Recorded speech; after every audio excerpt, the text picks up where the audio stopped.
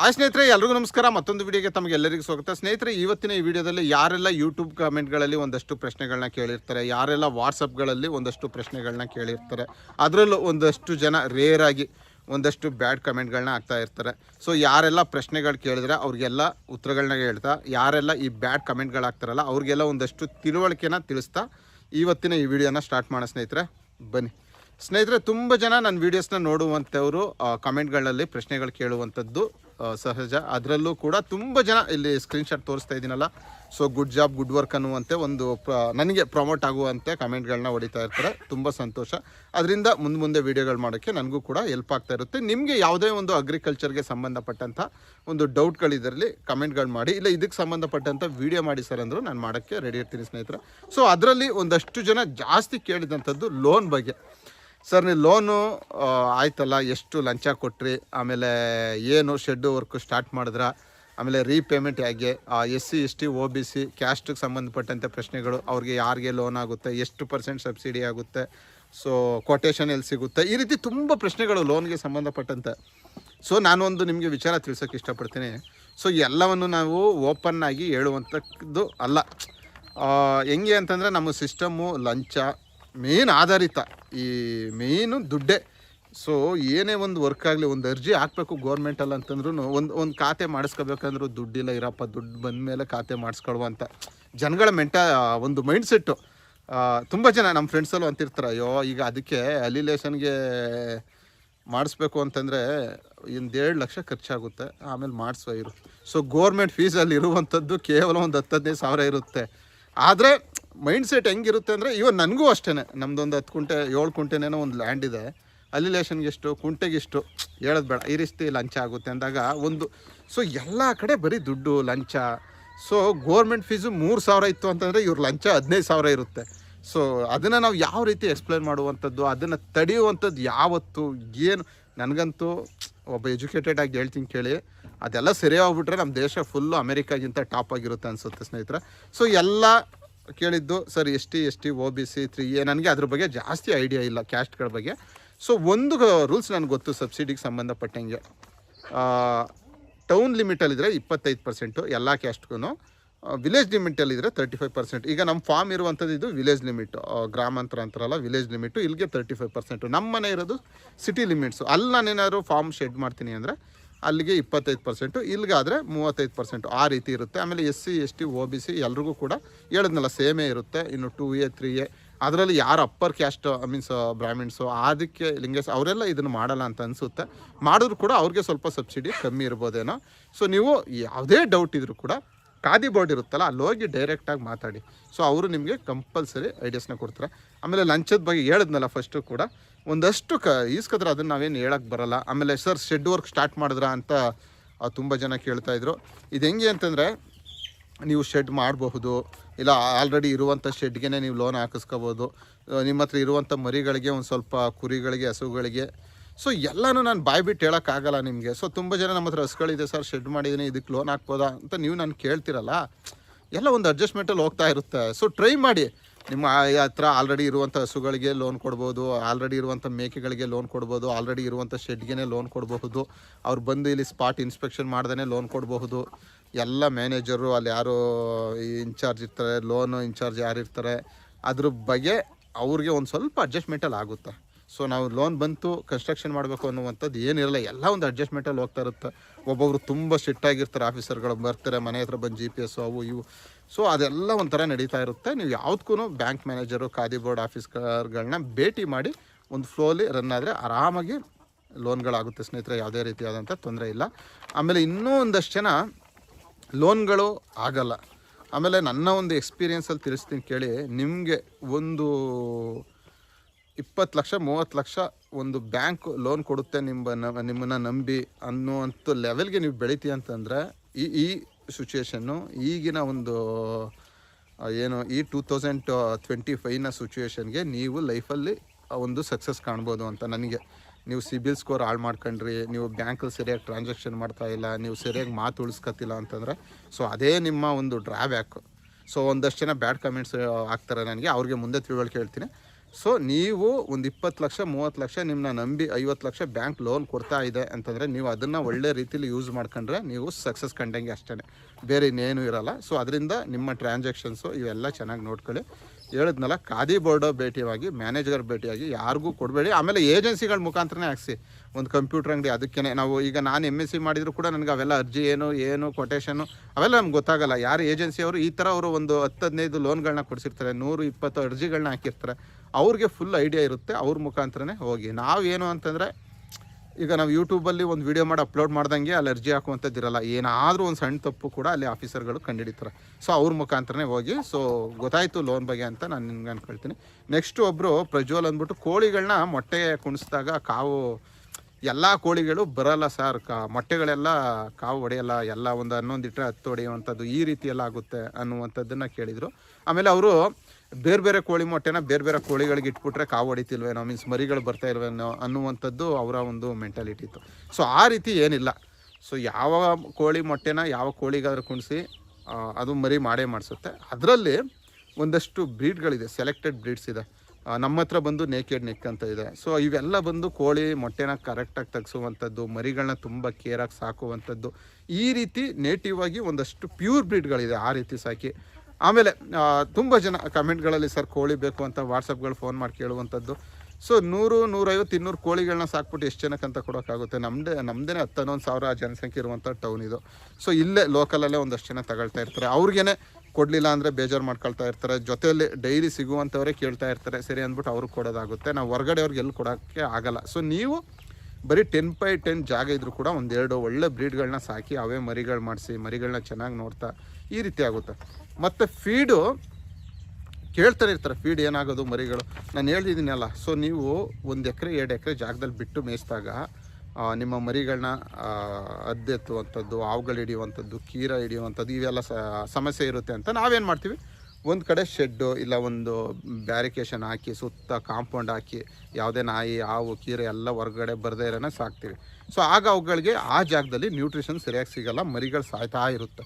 ನೀವೇನು ಮಾಡಬೇಕು, ಒಂದಷ್ಟು pre starter, organic pre starter, ಕರ್ಮೀನು, ಆನಿಯನ್ನು, ಇವುಗಳನ್ನು, ಕೊತ್ತಂಬರಿ ಸೊಪ್ಪು, ಇವೆಲ್ಲ ಈ ಥರ ನ್ಯಾಚುರಲ್ ಆಗಿ ಹಳದಿ ನೀರು ಇವುಗಳನ್ನೆಲ್ಲ ಕೊಟ್ಟು ನೀವು ಮರಿಗಳನ್ನ ಸಾಕಿದ್ರೆ ಮಾತ್ರ ಅವು ಮರಿಗಳು ಚೆನ್ನಾಗಿರುತ್ತೆ. ಇಲ್ಲಾಂದರೆ 12 ಮರಿ ತೆಗೆಸಿದ್ರೆ ನಿಮ್ಗೆ ಒಂದು 5 ಮರಿ 6 ಮರಿ ಉಳ್ಕೊಳ್ಳುತ್ತೆ. ಸೊ ನೀವು ಯಾವಾಗ ಕಾಂಪೌಂಡ್ ಸೆಟಪ್ ಮಾಡಿ ಸಾಕ್ತೀರಾ, ಒಳಗೆ ಏನೂ ಬರದಿರೋ ಥರ, ಸೊ ಒಂದು ಸ್ಪೆಸಿಫಿಕ್ ಜಾಗದಲ್ಲಿ ನೀವು ಸಾಕೋಂಥ ಸಮಯದಲ್ಲಿ ಸೊ ಒಂದಷ್ಟು ಫೀಡ್ಗಳನ್ನ 100% ಕಂಪಲ್ಸರಿ ನೀಡಬೇಕಾಗುತ್ತೆ ಸ್ನೇಹಿತರೆ. ಸೊ ಪ್ರಜ್ವಲ್ ಅವ್ರದ್ದು ಹೇಳಿದೆ. ಮತ್ತು ಅಡಿಕೆ ತೋಟದಲ್ಲಿ ಸ್ಟೈಲೋ ಅಮೆಟಾ ಬೆಳಿಬೋದಾ ಅಂದ್ಬಿಟ್ಟು ಒಂದಷ್ಟು ಜನ ಕೇಳ್ತಾರೆ. ಸೊ ಬೆಳಿಬೋದು ಸ್ನೇಹಿತರೆ. ಆಮೇಲೆ ಏನಂತಂದರೆ ಇದರಲ್ಲಿ ನನಗೆಲ್ಲ ಗೊತ್ತು ಅಂತ ನನ್ನ ಕೇಳೋದಕ್ಕಿಂತ ನೀವು ಒಂದ್ಸರಿ ಪ್ರಯತ್ನ ಹಾಕಿ, ಮೀನ್ಸ್ ಒಂದು ಸರಿ 3 ತಿಂಗಳು ಅಷ್ಟೇ. ಸ್ಟೈಲೋ ಅಮೆಟಾ 3 ತಿಂಗಳಲ್ಲಿ ಬೆಳೆಯುತ್ತೆ. ಸೊ ನೋಡಿ, ನಿಮಗೆ ಆ ಗಿಡದಿಂದ ನಿಮ್ಮ ಅಡಿಕೆ ಸರಿಯಾಗಿ ಫಸಲು ಬರ್ತಿಲ್ಲ ಅಂದರೆ ರೋಟ್ರಿ ಓಡಿಸಿ ಎತ್ತಾಕಿ ಅಲ್ಲೇ ಗೊಬ್ಬರ ಆಗುತ್ತೆ. ಇಲ್ಲ ಇದು ಹಾಕಿದ್ಮೇಲೆ ನನಗೇನು ಪ್ರಾಬ್ಲಮ್ ಇಲ್ಲ, ಕಳೆ ನಿಯಂತ್ರಣ ಆಗ್ತೈತೆ, ನಮ್ಮ ಗಿಡದಲ್ಲಿ ಚೆನ್ನಾಗಿ ಅಡಿಕೆನೂ ಚೆನ್ನಾಗಿ ಬರ್ತೈತೆ ಅಂದಾಗ ನೀವು ಆ ಸ್ಟೈಲೋ ಅಮೆಟನ ಉಳಿಸ್ಕೊಳ್ಳಿ. ತುಂಬ ಜನ ಬೇಲಿ ಮೆಂತೆ ಹಾಕುವಂಥವ್ರು, ಸೊ ಅವರು ಕೂಡ ಪ್ರಶ್ನೆಗಳನ್ನ ಕೇಳ್ತಾಯಿದ್ದಾರೆ. ಇಲ್ಲಿ ಒಬ್ರು ಕೇಳ್ತಾಯಿದ್ರು. ಸೊ ಬೇಲಿ ಮೆಂತೆ, ಕುದುರೆ ಮೆಂತೆ ಇವುಗಳೆಲ್ಲ ಹಾಕಿ ಅಡಿಕೆ ತೋಟದಲ್ಲಿ ಹಾಕಿ. ಸೊ 3 ಮಂತ್ಸ್ಗೆಲ್ಲ ಅವು ಬರುತ್ತೆ.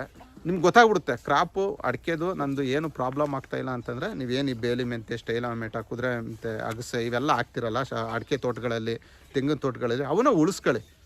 ಸೊ ಇಲ್ಲಿ ನಾವು ಕಲಿಯುವಂಥದ್ದು ಅಷ್ಟೇ. ಇಲ್ಲಿ ಏನು ಇನ್ನೊಬ್ಬರು, ಈಗ ನಾನು ಎಷ್ಟು ಕಲ್ತಿದ್ದೀನಿ ಅದನ್ನು ನಿಮ್ಗೆ ತಿಳಿಸ್ತಾ ಇರ್ತೀನಿ. ಈ ಥರ ಇದು ಸಮುದ್ರ, ಇಲ್ಲಿ ಒಬ್ಬೊಬ್ಬರು ಒಂದೊಂದು ಪ್ರತಿನಿತ್ಯ ಕಲಿತಾನೆ ಇರ್ತಾರೆ. ಪ್ರತಿನಿತ್ಯ ಹೊಸ ಬ್ಯಾಕ್ಟೀರಿಯಾ, ಹೊಸ ವೈರಸ್ಗಳು ಬರ್ತಾ ಇರುತ್ತೆ. ಸೊ ನಾವು ನಿಮ್ಗೊಂದು ಅನುಭವ ಆಗುತ್ತೆ, ಅದನ್ನು ಪ್ಲಾಂಟೇಷನ್ ಮಾಡಿ, ಬೇಲಿ ಮೆಂತೆ, ಅಗಸೆ, ಕುದುರೆ ಮೆಂತೆ, ಸ್ಟೈಲೋ ಅಮೆಟಾ ನಿಮ್ಮ ಅಡಿಕೆ ತೋಟದಲ್ಲಿ, ತೆಂಗಿನ ತೋಟದಲ್ಲಿ ಪ್ಲಾಂಟೇಷನ್ ಮಾಡಿ ಚೆನ್ನಾಗಿ ಈಲ್ಡ್ ಬರ್ತೈತೆ ಅಂತಂದರೆ ಹಾಗೆ ಬಿಡಿ. ಚೆನ್ನಾಗಿ ಈಲ್ಡ್ ಬರಲಿಲ್ಲ ಅಂತಂದರೆ ರೋಟಿವೇಟ್ರ್ ಓಡಿಸಿ ಗೊಬ್ಬರ ಆಗುತ್ತೆ. ಇಷ್ಟೇ. ಅದರಲ್ಲಿ ಹೋಗುವಂಥದ್ದೇನು, ಹೋದ್ರೆ ಒಂದು 500,000 ನಾವೇನು ಬಿತ್ತನೆ ಮಾಡ್ಬೇಕಾದ್ರೆ ಸೀಡ್ಸು ಮತ್ತು ಇವೇನು ರೋಟಿವೇಟ್ರ್ ಇವುಗಳಿಗೆ ಖರ್ಚು ಮಾಡೋದಷ್ಟೇ. ಅನುಭವ, ಒಳ್ಳೆ ಅನುಭವ ಆಗುತ್ತೆ.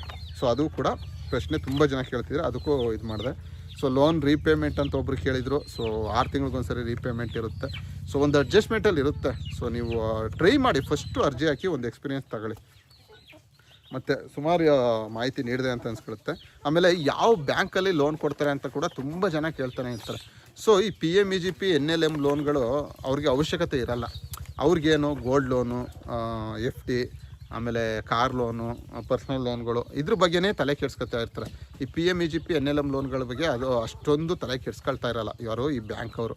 ಅವ್ರಿಗೆ ಸೆಂಟ್ರಲಿಂದ ಒಂದು ಟಾರ್ಗೆಟ್ ಇರುತ್ತೆ, ಇಷ್ಟು ಲೋನ್ನ ನೀವು PMEGP ಮಾಡಬೇಕು, NLMನ ಇಷ್ಟು ಲೋನ್ನ ಮಾಡಬೇಕು ನೀವು ಅಂತ.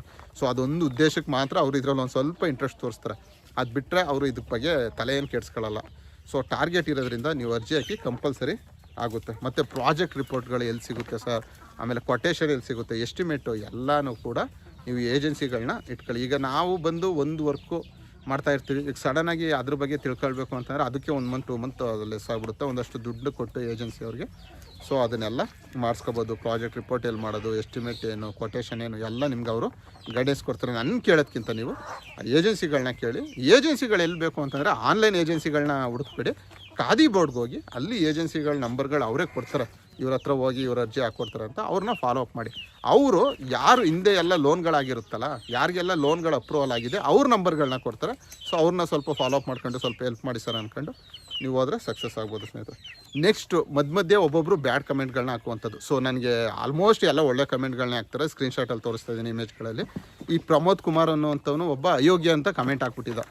ನನಗೆ ಬಿಡು ಯಾರೋ ಒಬ್ಬ ಗೊತ್ತಿಲ್ಲದೇ ಏನೋ ಹಾಕ್ಬಿಟ್ಟವನೇ ಅಂದ್ಬಿಟ್ಟು ರಿಮೂವ್ ಮಾಡಿದೆ. ಆಮೇಲೆ ಇನ್ನೊಂದು ಸರಿ 420 ಅಂತ ಕಮೆಂಟ್ ಹಾಕ್ಬಿಟ್ಟ. ನನಗೆ ರೈಸ್ ಆಗ್ಬಿಟ್ಟು ಹಾಕ್ಬಿಟ್ಟೆ. ಸೊ ನಾನು ನಂಬರ್ ಕೊಟ್ಟಿದ್ದೀನಿ, ಏನಾದ್ರು ಇದ್ದರೆ ನಂಗೆ ಮಾಡಪ್ಪ, ಇಲ್ಲ ನಿನ್ನ ನಂಬರ್ ಕೊಡಪ್ಪ ಅಂದ್ಕೊಂಡು ಕಮೆಂಟ್ ಮಾಡಿದೆ. ಅದರಲ್ಲಿ ತಪ್ಪೇನಿದೆ. ಸೊ ನಾನು ಏನಕ್ಕೆ ಇವತ್ತು ಈ ವಿಚಾರ ಮಾತಾಡ್ತಿದ್ದೀನಿ ಅಂತಂದರೆ, ಕೃಷಿಯಲ್ಲಿ ನೆಮ್ಮದಿಯಾಗಂತೂ ಇರೋಕ್ಕೆ ಬಿಡಲ್ಲ. ಈ ಭೂಮಿ ಮೇಲೆ ನಿಮ್ಮನ್ನ ನೆಮ್ಮದಿಯಾಗಿ ಇರೋಕ್ಕೆ ಯಾರೂ ಬಿಡಲ್ಲ ಕಣ್ರಿ. ನಾನು ನಿಮ್ಗೆ ಎಲ್ರಿಗೂ ಹೇಳ್ತಾ ಇದ್ದೀನಿ, ನನ್ನ ವೀಡಿಯೋ ಯಾರು ನೋಡ್ತಿರಲ್ಲ ಅವ್ರಿಗೆಲ್ಲರಿಗೂ, ನೀವು ಸುಮ್ಮನೆ ಸೈಡಲ್ಲಿ ನಮ್ಗೆ ಯಾಕಪ್ಪ ಅಂದ್ಬಿಟ್ಟು ರೋಡ್ ಸೈಡಲ್ಲಿ ಏನು ಪಟ್ಟೆ ಹಾಕಿರ್ತಾರೆ, ವೈಟ್ ಲೈನ್ ಫುಟ್ಪಾತಲ್ಲಿ ನಡ್ಕೊಂಡು ಹೋಗ್ತಿದ್ರು, ಹಿಂದೆಯಿಂದ ಯಾವನಾದರೂ ಒಬ್ಬ ತಂದು ಕಾರಲ್ಲ ಸ್ಕೂಟ್ರಲ್ಲ ಗುದ್ದಿಸ್ಬಿಡ್ತಾರೆ, ನಿಮ್ಮ ಕಾಲು ಕೈ ಮುರಿದಾಕ್ಬಿಡ್ತಾರೆ. ಸೊ ಅಂಥ ಒಂದು ಪ್ರಪಂಚದಲ್ಲಿ ನಾವು ಬದುಕ್ತಾ ಇರುವಂಥದ್ದು. ಹುಷಾರಾಗಿರ್ಬೇಕು. ಅಗ್ರಿಕಲ್ಚರ್ಲಿ ನೆಮ್ಮದಿ ಸಿಗುತ್ತೆ ಅನ್ನುವಂಥದ್ದು, ನೀವು ಅಗ್ರಿಕಲ್ಚರ್ಗೆ ಬಂದರೆ ದೊಡ್ಡ ತಪ್ಪು. ನೀವೆಲ್ಲೋ ವ್ಯವಸಾಯ ಮಾಡ್ಕೊಂಡು ಏನೋ ಒಂದು ಮನೆ ಕಟ್ಕೊಂಡು ಏನೋ ಒಂದು ಹಸು ಕುರಿನೋ ಸಾಕ್ತಾ ಇತ್ತು, ಆ ಗೋರ್ಮೆಂಟ್ ಅವ್ರು ಬಂದು ಆ ಲ್ಯಾಂಡ್ ಬೇಕು ನಮಗೆ, ಇಲ್ಲಿ ಏರೋಪ್ಲೇನ್ ಸ್ಟ್ಯಾಂಡ್ ಮಾಡ್ತೀವಿ, ಫ್ಲೈಓವರ್ ಮಾಡ್ತೀವಿ, ರೋಡ್ ಮಾಡ್ತೀವಿ ಅಂತಾರೆ. ಸೊ ಈ ಪ್ರಪಂಚದಲ್ಲಿ ನೆಮ್ಮದಿ ಅನ್ನುವಂಥದ್ದಿಲ್ಲ. ಅದರಲ್ಲೂ ಈ ರೀತಿ ಕೆಟ್ಟ ಒಂದಷ್ಟು ಜನ ಇರ್ತಾರಲ್ಲ, ಸುಮ್ಮನೆ ಏನೋ ಒಂದು ಕಮೆಂಟ್ ಹಾಕುವಂಥದ್ದು. ಏನಕ್ಕೆ ಅವೆಲ್ಲ ಏನು ಚೆಂದ? ನಾನು ಹೇಳುವಂಥದ್ದು ಇಷ್ಟೇ, ನಾನು ವೀಡಿಯೋ ಮಾಡ್ತಾ ಇರುವಂಥದ್ದು ಇದೇ ಉದ್ದೇಶ, ನನ್ನಿಂದ 4 ಜನಕ್ಕೆ ಹೆಲ್ಪ್ ಆಗಬೇಕಷ್ಟೆ. ನನಗೇನು ಕಾಂಟ್ರಾಕ್ಟ್ ಲೈಸೆನ್ಸ್ ಇದೆ ನನ್ನ ಹತ್ರ, PWD ಲೈಸೆನ್ಸ್ ಹೋಲ್ಡರ್ ನಾನು, ಕಾಂಟ್ರಾಕ್ಟ್ರು, ಶೇರ್ ಮಾರ್ಕೆಟಲ್ಲಿ ಒಂದಷ್ಟು ಟ್ರೇಡ್ ಮಾಡ್ತೀನಿ, ತೆಂಗಿನ ತೋಟ ಇದೆ, ನನ್ನದೇ ಆದಂಥ ಜಮೀನುಗಳಿದೆ. ಸೊ ನಾ ಸೀಡ್ಸ್ ಸೇಲ್ ಮಾಡ್ತೀನಿ, ಏನೋ ಒಂದು ಸಣ್ಣ ಪುಟ್ಟ ಬಿಸ್ನೆಸ್ಸು. ನಾನೇನು ದೊಡ್ಡ ಶ್ರೀಮಂತ ಅಂತ ಹೇಳೋಕ್ಕೆ ಹೋಗಲ್ಲ, ನಮ್ಮದೇ ಆದಂಥ. ಆದರೆ ನನ್ನ ಹತ್ರ ಇದಿದೆ ಅದಿದೆ, ನಾನು ಯಾವತ್ತೂ ವೀಡಿಯೋದಲ್ಲಿ ತೋರಿಸೋಂಥದ್ದು ಇಲ್ಲ. ನಾವೇನಾದ್ರು ಒಂದು ಹೆಲ್ಪ್ ಮಾಡಿದ್ರೆ 4 ಜನಕ್ಕೆ ಅನುಕೂಲ ಆಗಲಿ ಅನ್ನುವಂಥದ್ದೇ. ಸೊ ನಾನು ವೀಡಿಯೋ ನೋಡ್ತಾ ಒಬ್ಬ ನಾನೇ ಇವೆಲ್ಲ ಮಾಡುವಂಥದ್ದು ಇನ್ನೊಂದು ಯೂಟ್ಯೂಬ್ ಚಾನಲ್ ನೋಡಿನೇ, ಇನ್ನೊಂದು ಫೇಸ್ಬುಕ್ಕು, ಇಂಟರ್ನೆಟ್ಟಲ್ಲಿ ಅಮೆರಿಕದಲ್ಲಿ 99% ಆರ್ಗ್ಯಾನಿಕ್ ವೆಜಿಟೇಬಲ್ಸ್ ಸಿಗ್ತೈತೆ, ಅದು 30% ಶೇರ್ ಇದೆ. ಇದನ್ನೆಲ್ಲ ಹೆಂಗೆ ಮಾಡ್ತಾರೆ? ನಾವು ಅದನ್ನು ಬೆಳೆಸೋಣ. ನಾಟಿ ಕೋಳಿಗಳು ಸಾಕಕ್ಕೆ ಸ್ಟಾರ್ಟ್ ಮಾಡಿ 6 ವರ್ಷ ಆಯಿತು, ಏನಕ್ಕೆ ಇದನ್ನು ಹೆಂಗೆ ಸಾಕಕ್ಕೆ ಏನಕ್ಕಾಗಲ್ಲ? ಸೊ ಇದು ಈ ರೀತಿ ನನ್ನ ಮೈಂಡಲ್ಲಿ ಇರುವಂಥದ್ದು ಹೊರತು ನನ್ನಿಂದ ನೋಡಿ ಇನ್ನೊಬ್ರು ಕಲೀಲಿ. ಆಮೇಲೆ ಒಬ್ಬರು ನಾನು ಫೋನ್ ಮಾಡ್ತಾನೆ ಇರ್ತಾನೆ, ಧನುಷ್ ಕಲ್ಲರ್ ಒಂದು ಸ್ಕ್ರೀನ್ ಶಾಟ್ ಹಾಕ್ತೀನಿ ನೋಡಿ, ಧನುಷ್ ಕಲ್ಲರ್ ಅಂದ್ಬಿಟ್ಟು. ಸೊ 2,000 ಸಬ್ಸ್ಕ್ರೈಬರ್ಸ್ ಆಗಿದ್ರು ಸರ್. ನಾನು ಅವ್ರಿಗೆ ಫೋನ್ ಮಾಡ್ಬಿಟ್ಟು ಕಾಂಗ್ರೆಸ್ ಅಂತ ಹೇಳಿ, ಸರ್ ನಿಮ್ಮನ್ನು ನೋಡೇ ಫಾಲೋ. ಸೊ ನಾನು ಅದೇ ಪೊಸಿಷನ್, ಒಂದು ಟೈಮಲ್ಲಿ ನನಗೂ 100, 50, 10 ಸಬ್ಸ್ಕ್ರೈಬರ್ಸ್ ಇದ್ದರು. ಹೋಗ್ತಾ 50,000 ಆಯಿತು, 54,000 ಆಯಿತು. ಸೊ ಇಲ್ಲಿ ಏನೂ ಇಲ್ಲ, ಇಲ್ಲಿ ಕಲಿಯುವಂಥದ್ದು ಒಂದಷ್ಟು ಎಂಜಾಯ್ಮೆಂಟು, ಒಂದು 4 ಜನಕ್ಕೆ ಹೆಲ್ಪ್ ಮಾಡುವಂಥದ್ದು, ಹೋಗುವಂಥದ್ದು. ಆದರೆ ಇನ್ನೊಬ್ಬನಿಗೆ ಕೆಟ್ಟದ್ದು ಬಯಸೋನಂತೂ ನಾನಲ್ಲ. ಸೊ ಈ ಪ್ರಮೋದ್ ಅನ್ನುವಂಥವನು ಸುಮ್ಮನೆ ಕಮೆಂಟ್ ಮಾಡುವಂಥವನು, ನನ್ನ ಕೈಗೆ ಸಿಕ್ಕಿದ್ರೆ ಅವನಂತೂ ಬಿಡುವಂಥದ್ದಲ್ಲ.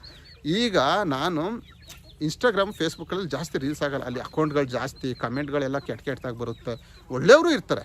ಸೊ ಒಳ್ಳೆಯವ್ರ ಮಧ್ಯೆ ಈ ರೀತಿ ಒಂದೊಂದು ಕೆಟ್ಟ ಹುಳಗಳಿರುತ್ತೆ. ಇವು ಹೆಂಗೆ ಅಂತಂದರೆ, ಏನೋ ಒಂದು ನಂದೇ ಇರಲಿಲ್ಲ ಅನ್ನೋ ಥರ ಏನೋ ಒಂದು ಇದು ಈ ರೀತಿ ಎಲ್ಲ ಮಾಡೋದನ್ನ ಜೀವನದಲ್ಲಿ ಬಿಡಿ. ತಕೊಂಡು ನಾವು ಸೊ ದೊಡ್ಡದಾಗಿ ಹೇಳ್ಕೊಳ್ಳೋವಂಥದ್ದಲ್ಲ.